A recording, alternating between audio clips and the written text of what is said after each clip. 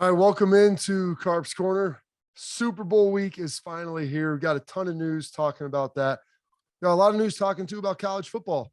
A lot of things going on there, and there's some excitement that's going to be had within that realm as we kind of head through here this next week. Couple of big time blue blood programs. They're in a bit of a pickle, a little bit of a mess that they've got to deal with. So, issue that they're going to be fighting and dealing through, assembling a staff, keeping head coaches, choosing to move on from head coaches.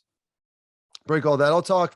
Got a couple key matchups I think that we need to keep our eye on that I think will tell the tale of the Super Bowl. So we'll get into one of those this episode. We'll do one the next and break that down and kind of fully dive into it. And there may be one other that I kind of add as I continue to watch film and figure out what exactly is going on with these two teams and how they really match up and how they align. So that's something else we'll get a chance to dive into and dig. And listen, folks, I know the NFL, it's a 12-month-a-year business, but after this Sunday, we're going to be going March, April, May, June, July, August before we see people really in pads again. So 6.5 months, half of February, and the rest as you kind of dive into, you start to see some actual games and even training camps and practices opening up. So savor it. Savor it. We've had a phenomenal run in the playoffs, had a pretty good inaugural 17-game season. I think most people are happy with it.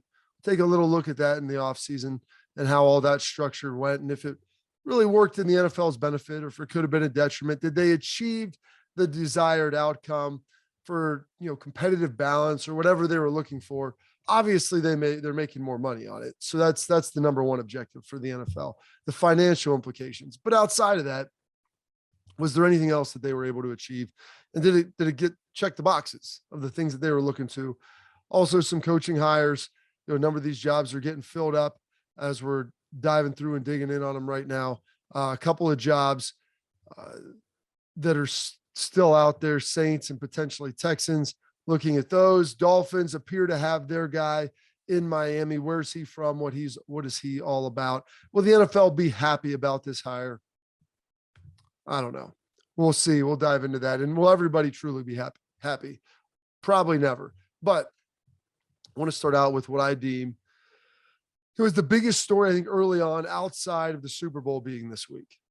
That's obviously going to take center stage. But today, fallout from some of the things happening in Michigan. And so, it's been noted, and I've written a lot of my pieces for the site on this, about what's been going on with Michigan and Jim Harbaugh.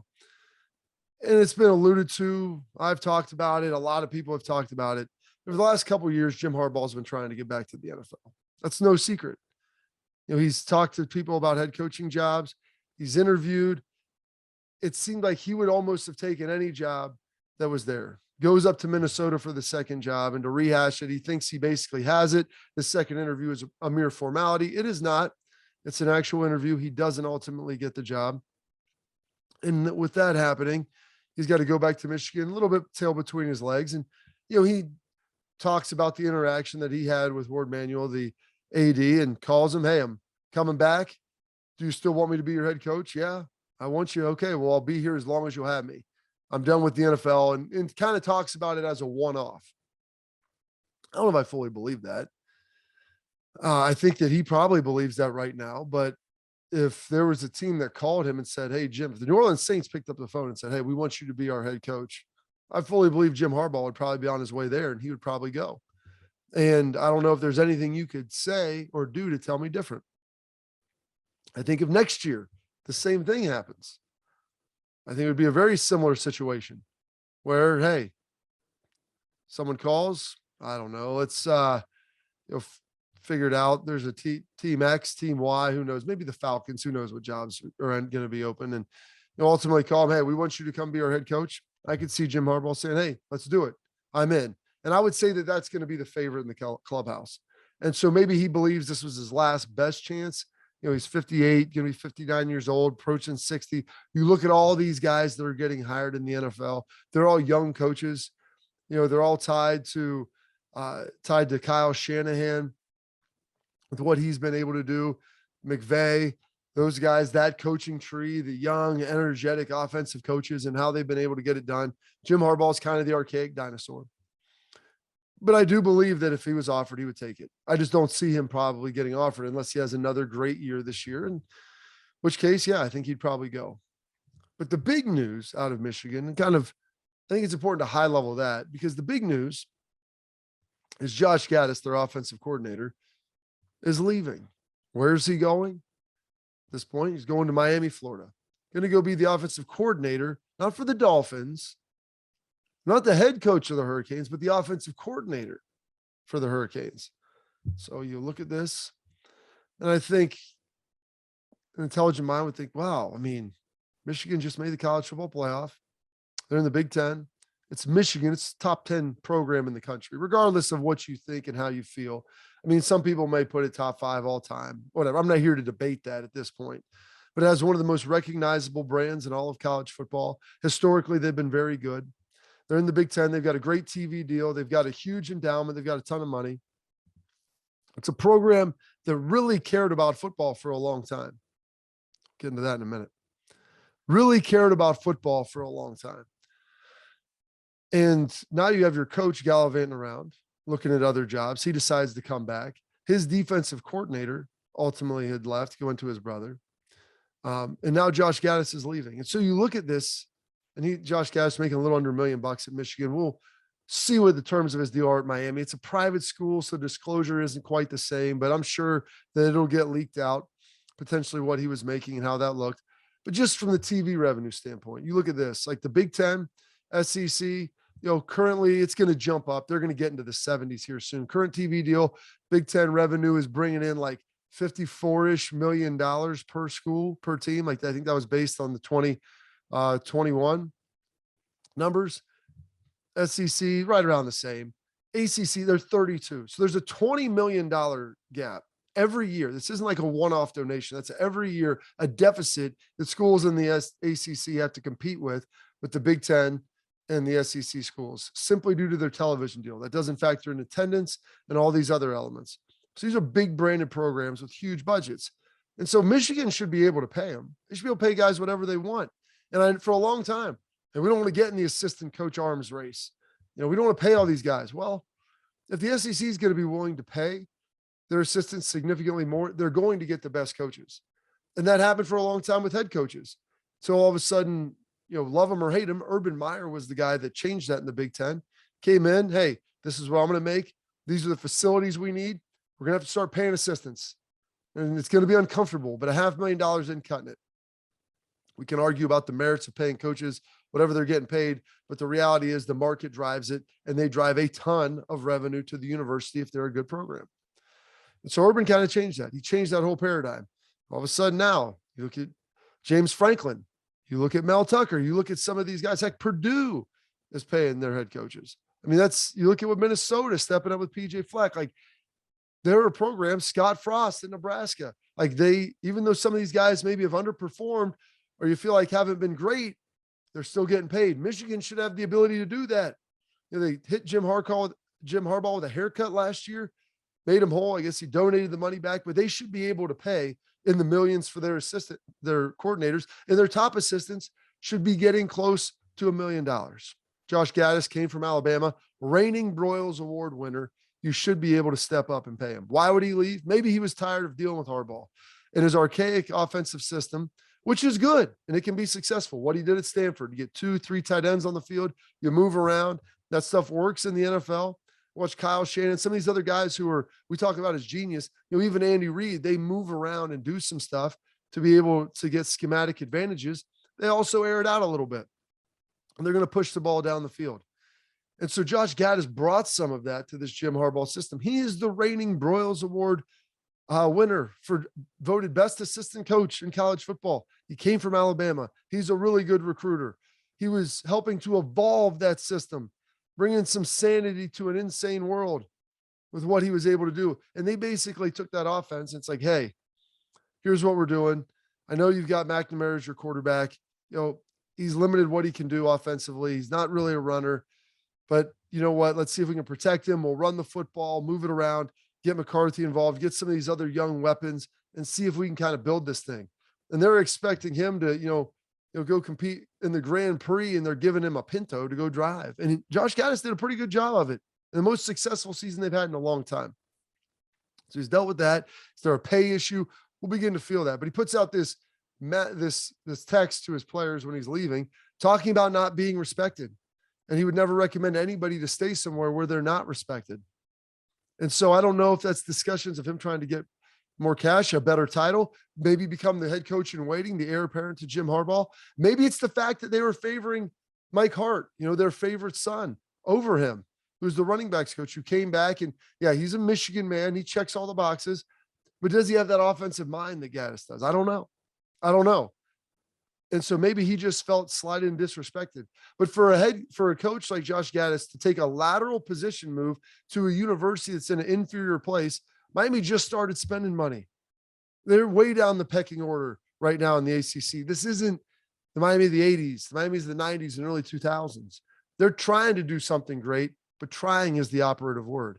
And they're hiring a coach as their offensive coordinator in February. It's how late into the hiring cycle they are. So they're building a good staff, but it's taken some time. Josh Gaddis is leaving. With that, McDonald, their D coordinator, went to Baltimore. Gaddis now in Miami. Both those guys had short tenures there. Jim Harbaugh has gone through 33 assistant coaches since he got there in 2014. 33 assistants since he was hired, 2014, 2015. It's pretty remarkable, the churn that he has had.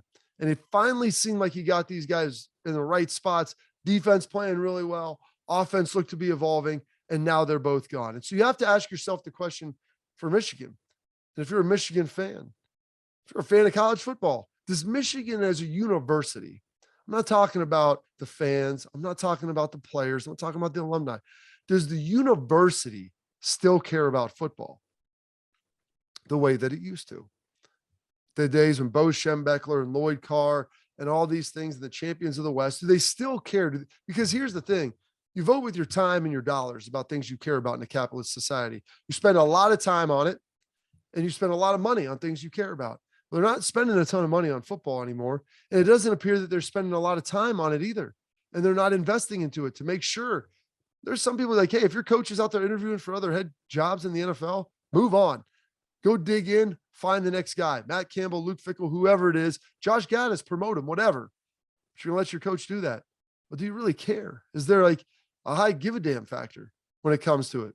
He's flirting around, and you're trying to figure this out. Your coaches are leaving. You're trying to figure it out. It's not the money that you have. It's the money you're willing to spend on it. And so there's been talk up there how there's been resistance from the university not to accept the transfer portal. They don't want to take players' grades, and Michigan values themselves as a prestigious academic institution, and it's got great academics. We're talking about a handful of players a year. It's a transfer portal. You're not talking about bringing in 1,000 undergrads. So they don't want to make exceptions or be able to bring guys in and transfer credits so that they could be eligible for the transfer portal.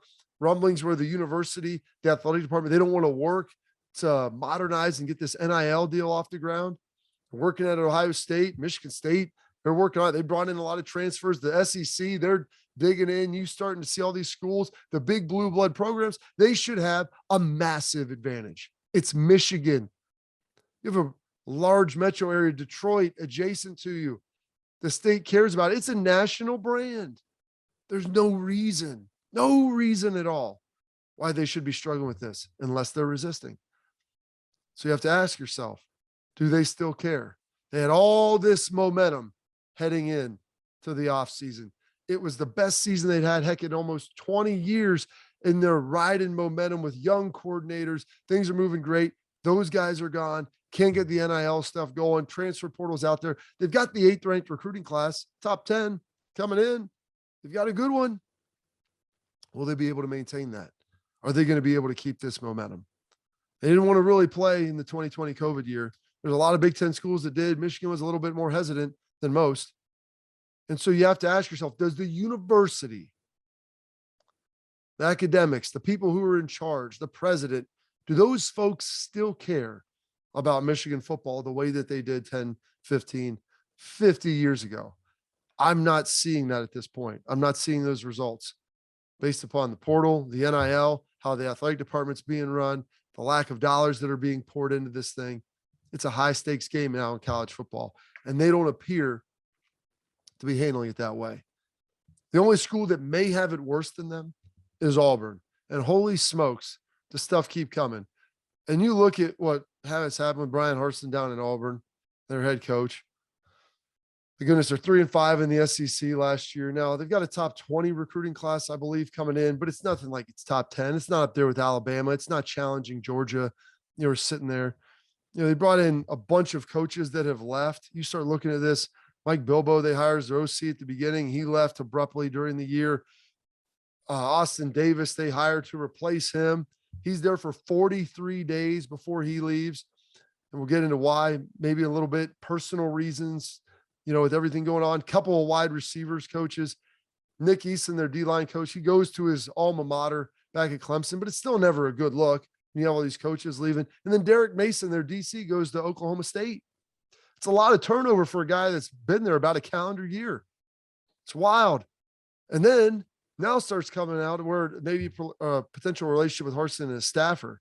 And that's been blown up publicly. And maybe that's why Austin Davis looked around and said, whoa, better get while the getting's good. Derek Mason, yeah, I'd better dip on out of here. This is a sinking ship. And whether we make it another year or not, we're going to have a hard time recruiting. We're going to have a hard time winning games. There's going to be a litany of distractions. Basketball's doing great. They're rolling there. Bruce Pearl, they got him cruising. Lifetime contract. Has Auburn turned into a basketball school? Because their football program, it looks about on the same pace as Michigan's. Michigan's coach wants to be there. He's an alumnus. You look at Auburn, well, they brought in a guy from the Northwest. He's had tons of coaches leaves, potentially stuff going on with, staffers in the building.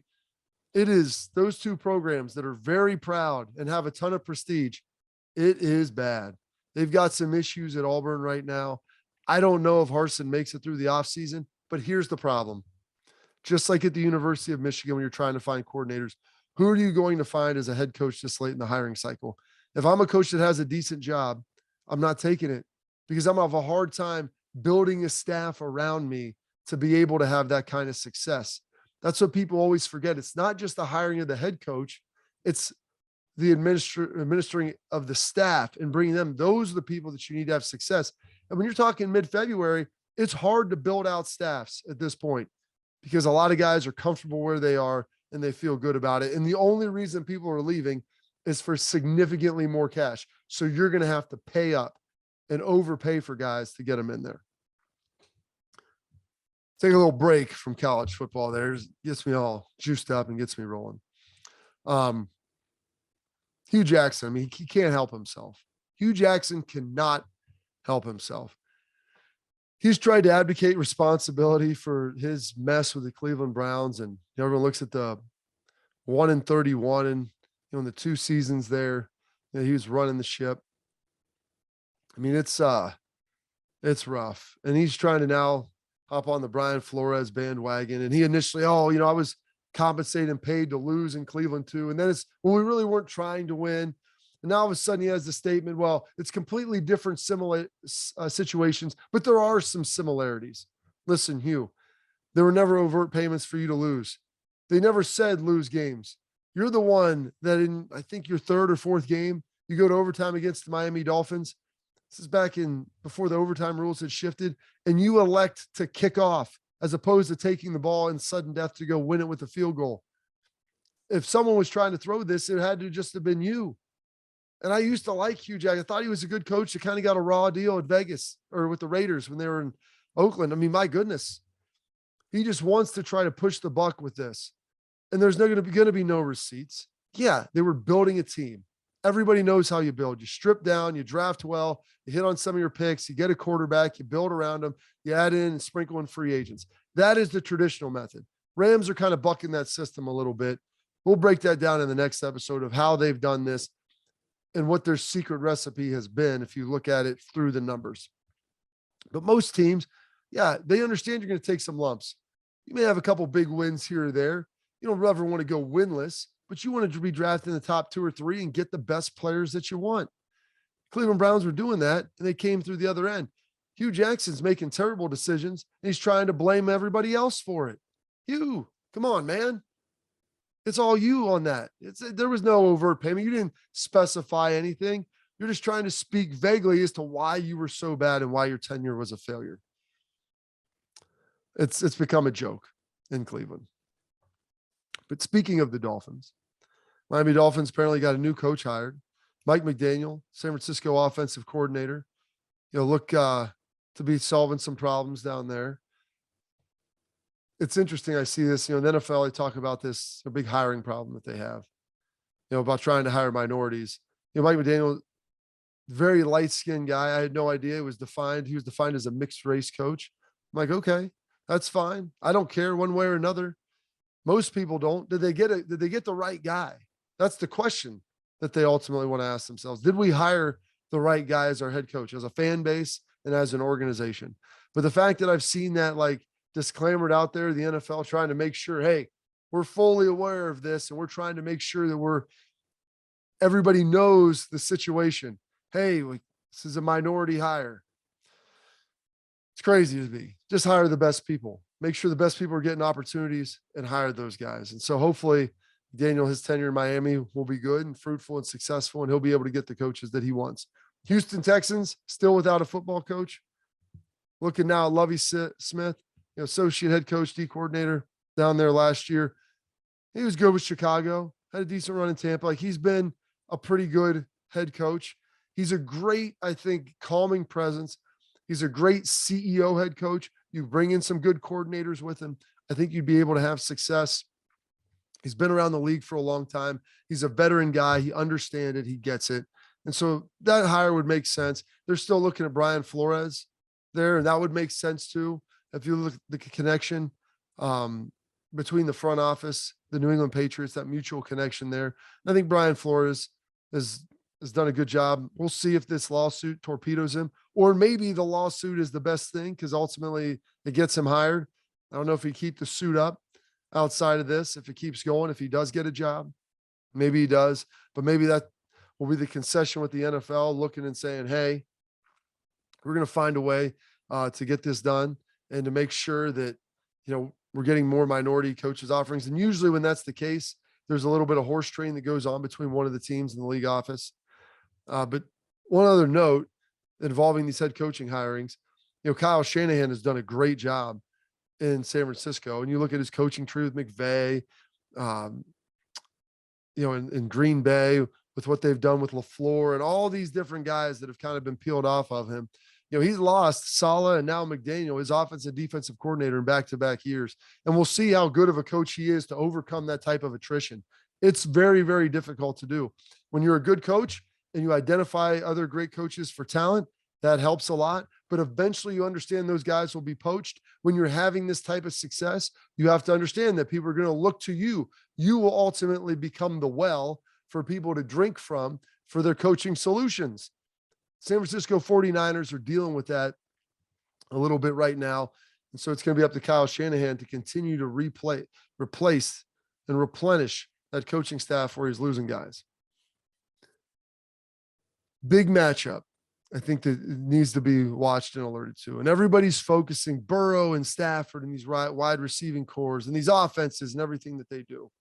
Then you look at the defensive line for the Rams and they're off and the offensive line for the Bengals. It's going to obviously be very important. But one of the more underrated matchups that I think that you're going to see is the Cincinnati Bengals secondary against this passing attack of the Los Angeles Rams. Now they want to run the ball. They want to get some play action going, but you see the deep shots that Stafford makes to Cup, to Jefferson, to OBJ, and how effective he has been. It's been like a different offense with him than it was with Jared Goff. Stafford is really stinking good, and his birthday's on Monday. So a happy birthday to Matt Stafford. I hope that he plays great in the Super Bowl. It's going to be torn for this game, watching the Bengals and the Rams, having rooting interest on both sides fairly significantly, and just wanting to see my friends play well and do well. But this Cincinnati Bengals secondary, got Awuzie, you've got Apple at the corners, who have both been very underrated this year with how well they've played. You've got Von Bell, you've got Bates, your two safeties. Bates probably hasn't had the greatest year, a little bit under contract dispute heading into the season. wants the long-term deal, but him and Bell have been really good in the playoffs, really good. And all you got to do is look at the tandem of those guys being able to shut down the deep pass in overtime to Tyreek Hill. Like that kind of answers it for you right there with how good they've been here over this last stretch of 4, 5, 6 games, really kind of dating back to that Kansas City game at the end of the regular season, week 17, the second to last game. And so what they're going to be able to do to the likes of Beckham, Cup, Jefferson, Cup's going to be in the slot a lot. It's going to be important for them to bracket him over under. One of the guys is going to have to take OBJ on his own a lot, and whether that's Apple or Awuzie. Curious if they run one of these guys. But this is going to be one of the sneaky matchups to watch, is this secondary, which has been, like I said, very underrated against these 3 wide receivers who, they don't maybe get the talk of Cincinnati's wide receivers, but man, they've been good. Odell has blended in really nicely into this system. They've done a great job getting him the ball in space, some routes. And Stafford, the thing that makes him good with Beckham is Beckham has a lot of improv in his routes. You look at Cooper Cup, he runs unbelievable routes. They're to the book. He doesn't tip anything. Beckham, there's a lot of wiggle in it, and he's leaning, and it's a feel thing, and he gets open, but it may not always be right at the same time as you practice it. But Stafford has a strong enough arm, and he has the accuracy to kind of hang on it a little more. And that's the thing that Baker kind of struggled with, being able to sit there and see it and get it there quite the way that Stafford does. So Stafford's been hanging on it, and they've been good, and they've had a pretty solid rapport throughout the playoffs. And so can those guys slow him down? Eli Apple, you saw by his tweets after the AFC Championship going at the Kansas City Chiefs and their offensive receiving core and their talented group of players led by Tyreek Hill. I mean, he's real chesty right now, real chesty. Will he still be that chesty on Sunday night at about 11 o'clock? That's going to be the question of watching those guys battle back and forth and try to figure it out. It's going to be a great one. Going to be a great one. I'm curious to see whether they travel, how they bracket Cup in the slot, because you can't cover them one-on-one. Is it linebacker help underneath, safety over the top? What do you do with Beckham on the outside? And the one thing, Sean McVay, they're going to move him around, and they do a great job with formation, creativity, and finding and isolating those matchups. So it'll be on Cincinnati. Ball's in their court to get this done, and it is going to be a great game. We got one more coming out, and I'll break all of it down. We'll dive into it. But that's just a little taste of what this Super Bowl matchup between the Rams and Bengals could potentially look like. Thanks for listening. This is Carp's Corner. Have a good one.